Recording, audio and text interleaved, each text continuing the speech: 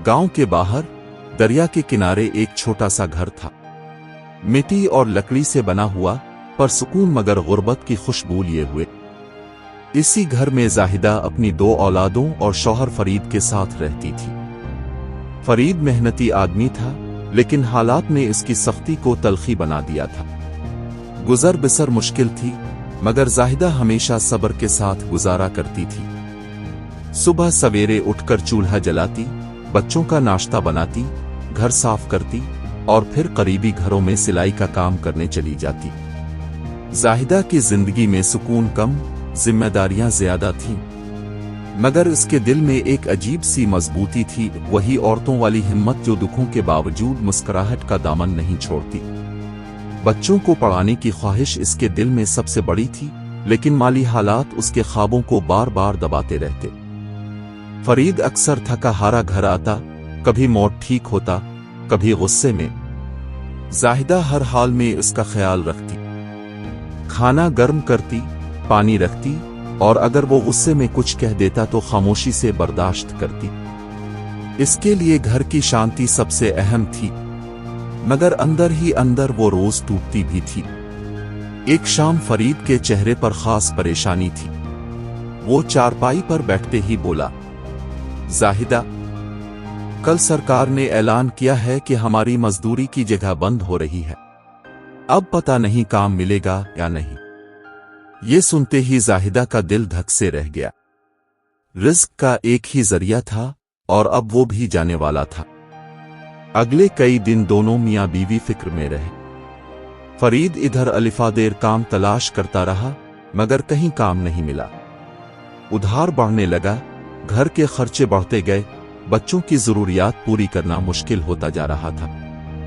एक दिन जाहिदा ने फरीद से कहा, मैं सिलाई बढ़ा लेती हूं, कुछ ना कुछ हो जाएगा। फरीद ने बेबसी से जवाब दिया, मैं हूं ना, मैं कर लूंगा।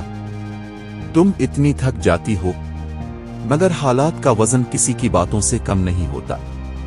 गुर्बत खामोशी से घर के अंदर घुसकर हर खुशी, हर उम्मीद को चाटने लगती है। फिर एक दिन वो हुआ जिसने उनकी पूरी जिंदगी बदल दी। फरीद शहर के पास एक नई जगह मजदूरी देखने गया। जाते वक्त जाहिदा ने इसके हाथ में पानी की बोतल रखकर कहा, जल्दी आ जाना, बच्चे इंतजार करेंगे। फरीद ने मुस्कुराकर कहा, आज जरूर कोई अच्छी खबर लेकर आऊंगा। लेकिन इस दिन शाम ढल गई, रात हो गई, बच्चे सो गए, मगर फरीद वापस ना आई।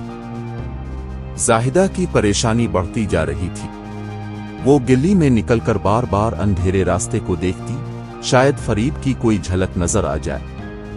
आखिरकार दरवाजे पर किसी ने आहिस्ता से दस्तक दी। बाहर 2 अजनबी खड़े थे और उनके चेहरों पर वही अफसोस था जो आने वाली तबाही का पता दे देता है। एक आदमी ने हिचकिचाते हुए कहा, बीबी, फरीद का एक्सीडेंट हो गया है, हमें बहुत अफसोस है। जाहिदा के पैरों तले से जमीन निकल गई, उसके हाथ कांपने लगे।